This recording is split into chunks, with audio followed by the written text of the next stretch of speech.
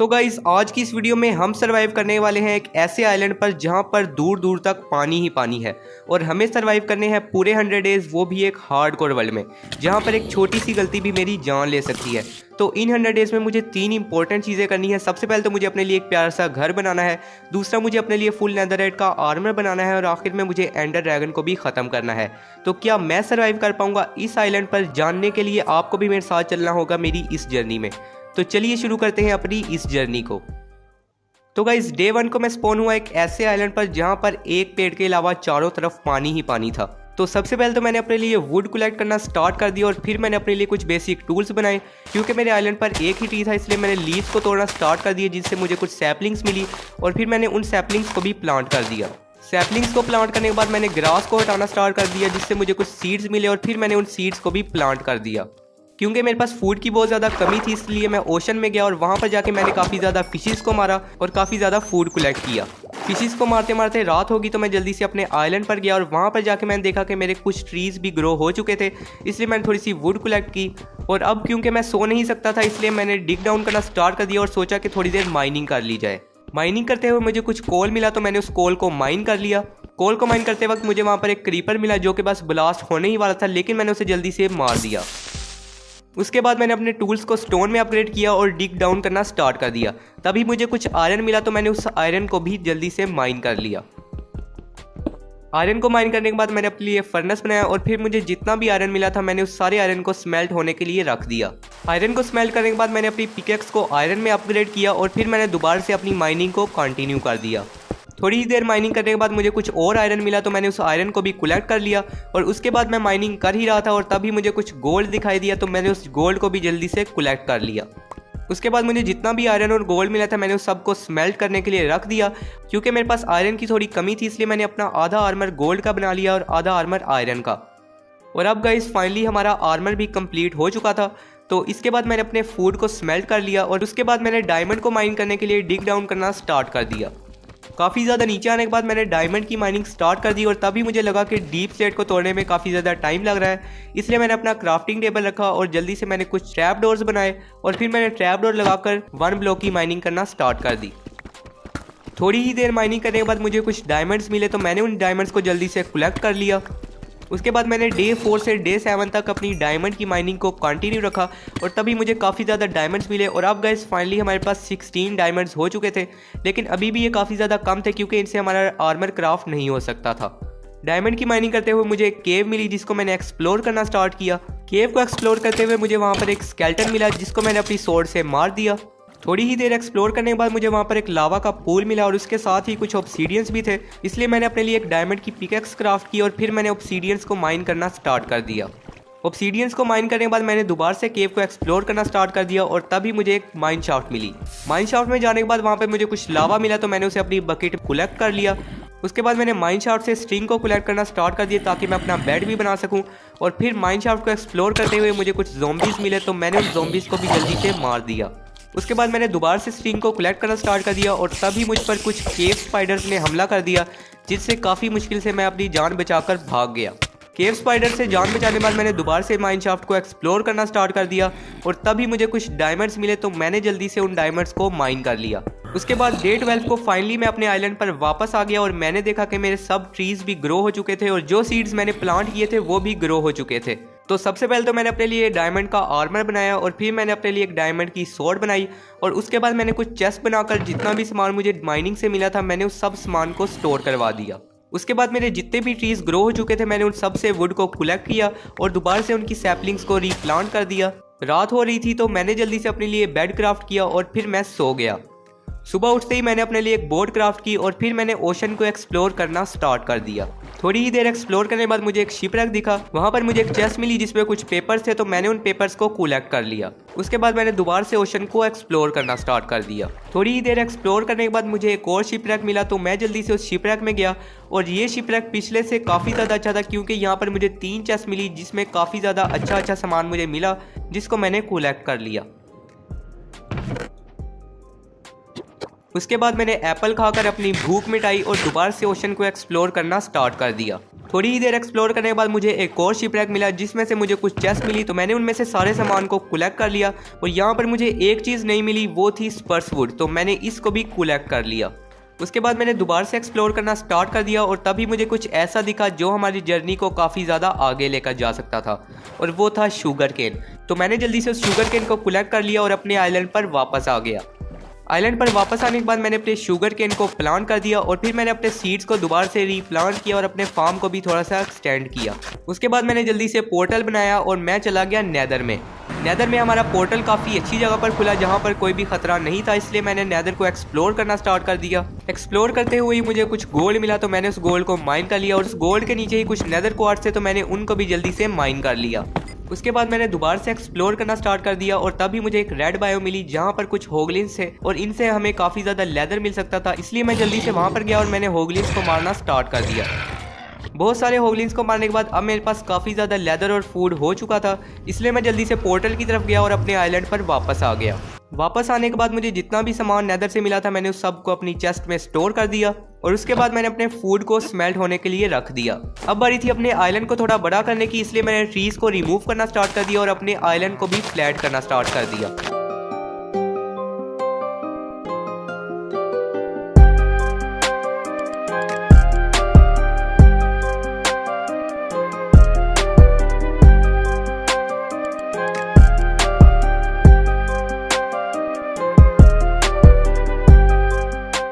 Island को extend करते करते रात हो गई, तो मैं जल्दी से जाकर सो गया। नेक्स्ट डे को मैंने अपने फार्म पर काम किया और जो फार्म मैंने टेम्परेरी ही बनाया था मैंने उसे रिमूव कर दिया और उसके बाद मैंने कुछ फेंस लगाकर अपने नए फार्म की जगह बनाई। उसके बाद मैंने काफ़ी देर तक अपने फार्म पर काम किया और मेरे पास जितने भी सीड्स थे मैंने उन्हें भी प्लांट कर दिया और फिर मेरे पास जितनी भी सैपलिंग्स थी मैंने उन्हें भी प्लांट कर दिया। उसके बाद मैंने कुछ आयरन की पिकैक्स बनाई और फिर मैंने स्टोन की माइनिंग को स्टार्ट कर दिया। काफ़ी देर तक स्टोन की माइनिंग करने के बाद अब मेरे पास काफ़ी ज़्यादा स्टोन कलेक्ट हो चुका था, तो अब बारी थी अपने लिए एक्सपी फार्म बनाने की।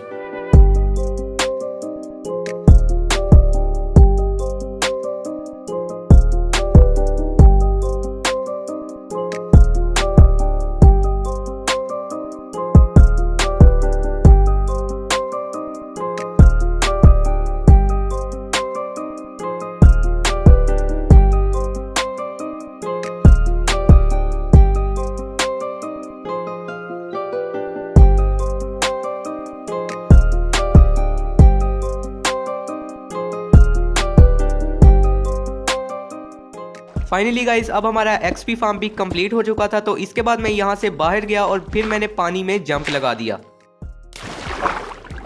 उसके बाद नेक्स्ट डे को मैंने अपने फार्म पर काम किया, सब सीड्स को रीप्लांट किया। उसके बाद मैंने देखा कि मेरे एक्सपी फार्म में काफ़ी ज़्यादा मॉब्स आ चुके थे, तो मैंने एक्सपी कलेक्ट करना स्टार्ट कर दी।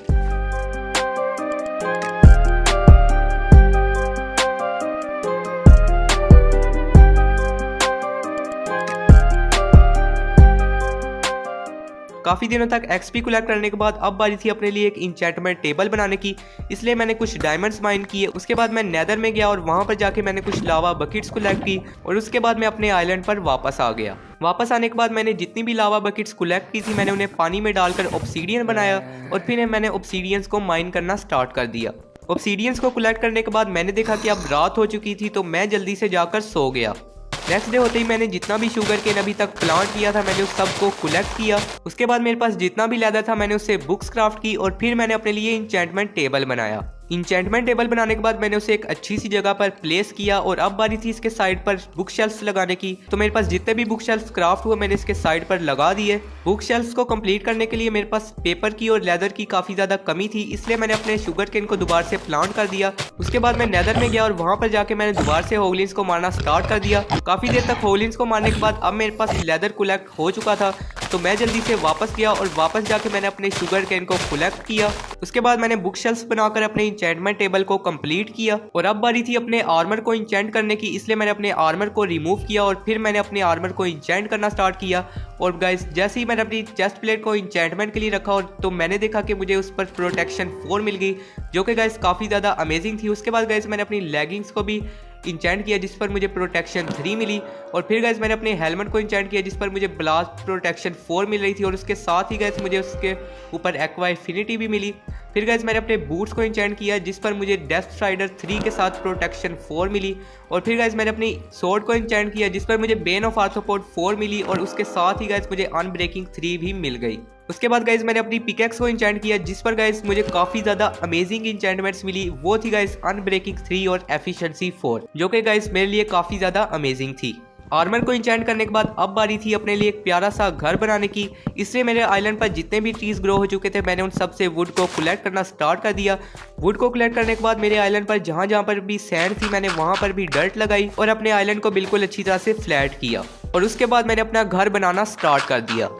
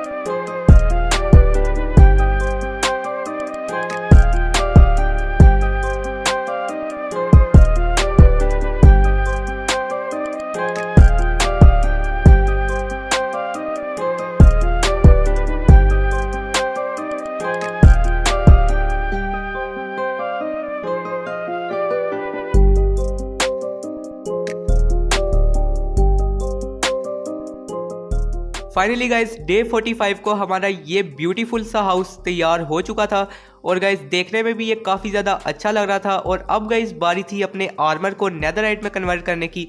इसलिए मैं जल्दी से नेदर में गया और नेदर में जाके मैंने नेदरराइट की माइनिंग स्टार्ट कर दी। काफ़ी देर तक माइनिंग करने के बाद भी गाइस मुझे कोई एंशिएंट डेब्रिस नहीं मिला, लेकिन गाइस मैंने फिर भी अपनी माइनिंग को कंटिन्यू रखा और तभी मुझे मिला मेरा पहला एंशिएंट डेब्रिस, जिसको गाइस देखकर मैं काफ़ी ज़्यादा खुश हुआ। और फिर गाइस मैंने इसके साइड वाले ब्लॉक्स को भी हटाकर देखा, लेकिन ये बिल्कुल अकेला था, तो मैंने इसे जल्दी से माइन किया और अब गाइस फाइनली हमारे पास हमारा पहला एंशिएंट डेब्रिस आ चुका था। काफ़ी दिनों तक मैंने अपनी एंशिएंट डेब्रिस की माइनिंग को कंटिन्यू रखा और अब गाइस फाइनली डे 61 को माइनिंग करते हुए मुझे 2 एंशिएंट डेब्रिस और मिले, जिनको गाइस मैंने कलेक्ट किया। और अब गाइस फाइनली मेरे पास 16 एंशिएंट डेब्रिस हो चुके थे, जिनसे गाइस मैं अपने आर्मर को नेदरराइट में कन्वर्ट कर सकता था। इसलिए मैं जल्दी से अपने पोर्टल की तरफ आया और अपने आइलैंड पर वापस चला गया। आइलैंड पर वापस जाने के बाद मैंने देखा कि रात हो रही है, तो मैं जाकर सो गया। नेक्स्ट डे होते ही गाइस मैंने अपनी नेदरराइट इंगट्स क्राफ्ट की और अब बारी थी अपने आर्मर को नेदरराइट में अपग्रेड करने की। इसलिए मैं अपने स्मिथिंग टेबल पर गया और वहां पर जाके मैंने अपने आर्मर को रिमूव किया और फिर मैंने अपने आर्मर को अपग्रेड करना स्टार्ट कर दिया।